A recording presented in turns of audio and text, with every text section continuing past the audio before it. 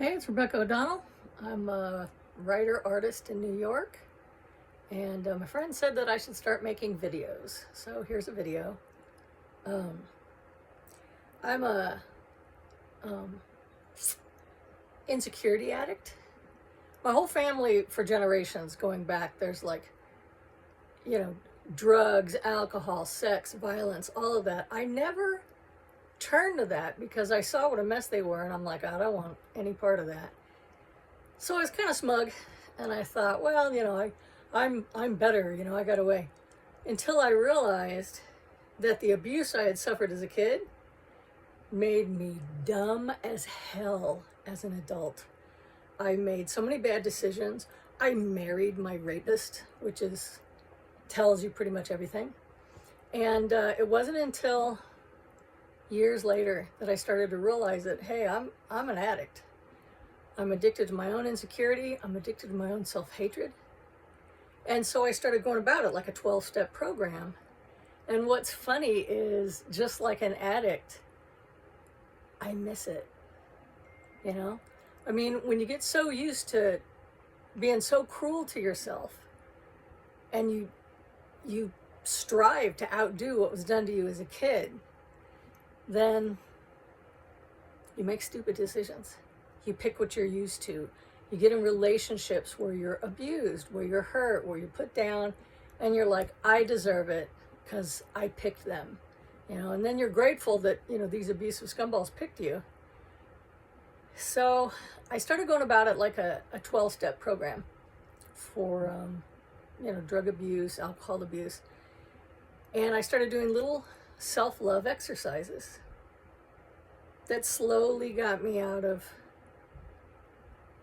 the vicious inner voice that I had. Because, insecurity addicts are just awful to themselves. They just hate that bitch in the mirror.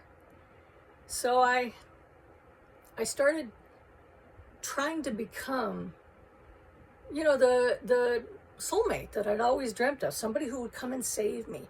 Someone who would come and say all those kind, wonderful words that I'd always dreamt of. Somebody doing for me. Then I knew I could heal. So I started doing it. I started praising myself for nice things that I did, for good things that I did well.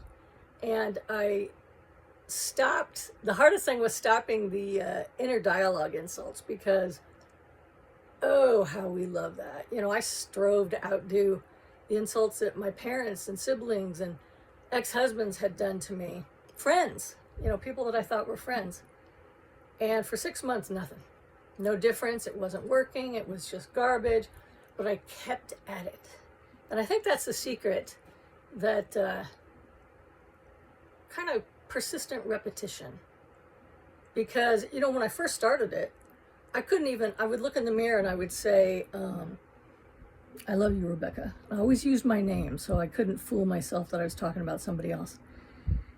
And I'd hit myself in the face for telling such an evil lie, So 6 months went by, nothing. And then I hadn't looked at myself in the mirror, my whole face in the mirror, for years. So one morning I just brushed my teeth, and I just froze, because I was looking at my whole face. It looked ugly, it looked dumpy, but I didn't hate it. I didn't see just flaws, which is why I avoided the mirror in the first place. And then after that, things really started going, and they started working. And, I went on from there. My therapist talked me into trying to write a journal, which I was like, oh God, I'd rather chew glass. So I just started rambling into the computer. And before I knew it, I had 150 pages. And so it took a month for the therapist to, let her read it. And then the next week I go in and she's like, you writing this for publication? Oh, God, no. She said, I think you should. I think you can help people. That's what got me. So I wrote it, and I remember, oh my God, I threw up. I had the shakes. I had nightmares. I sweat like a pig from hell. But I kept writing it. And then I self-published it.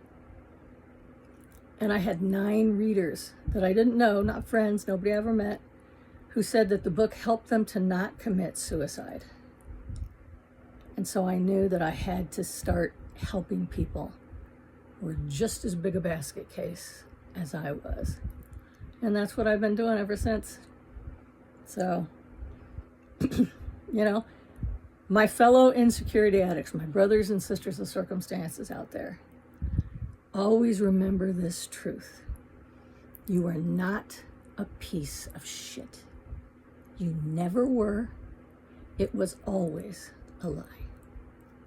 So you take care.